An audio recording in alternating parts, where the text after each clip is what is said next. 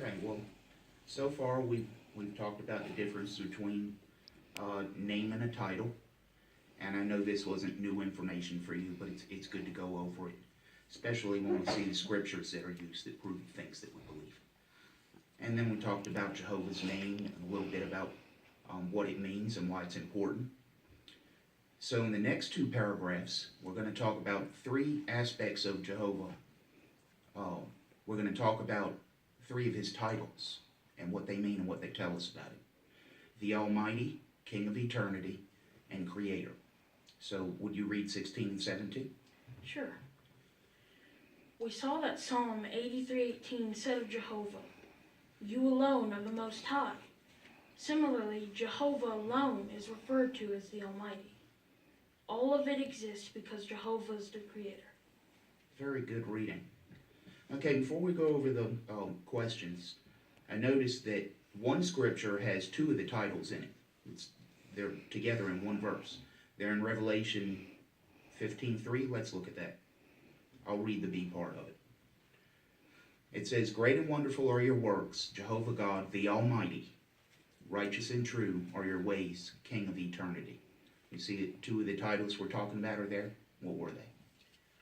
It was the Almighty and King of Eternity. Right. So we see where those phrases come from in the scripture, right? So the question says, what may we learn about Jehovah God from the following titles, the Almighty? Well, the Almighty teaches us that Jehovah is the most powerful being there is, and that his power is unmatched. Okay. But isn't Jesus called the mighty God? Oh, yeah. We know that scripture, right, in Isaiah? But there's a difference between mighty and almighty. So the AL on the front of the word makes a big difference. And that's a good thing that we could explain to others if they're confused about it. What about the second one there? What can we learn about Jehovah from the title King of Eternity? Well, we can learn that Jehovah has always existed and he'll never have an end. Mm-hmm. You see the follow-up scripture there, Psalm 90, verse 2. It says, "From everlasting to everlasting you are God." Why do you think there's two everlastings in that verse? I'm not sure. Okay. Well, it goes along with what you just said. He has no beginning and no end. So you imagine as far as you can into the past, that's one everlasting. And then as far as you can into the future, or even past what you can imagine, and there's an everlasting there also. So it's everlasting back and everlasting forward. So that's why there's two. That makes sense. Yeah. So it agrees with what you said. The third point is, what can we learn from Jehovah's title, the Creator?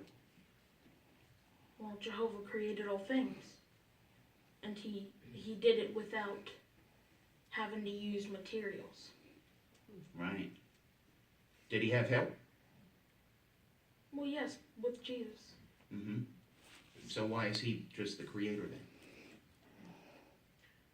Well, because even he gave Jesus his power There you by go. means of creation. So he's unmatched in these three titles.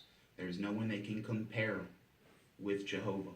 And so this helps us to appreciate more his name and why he alone deserves to have that name. So just real quick, how would you explain those 3 points, Almighty, King of Eternity, and Creator, in your own words?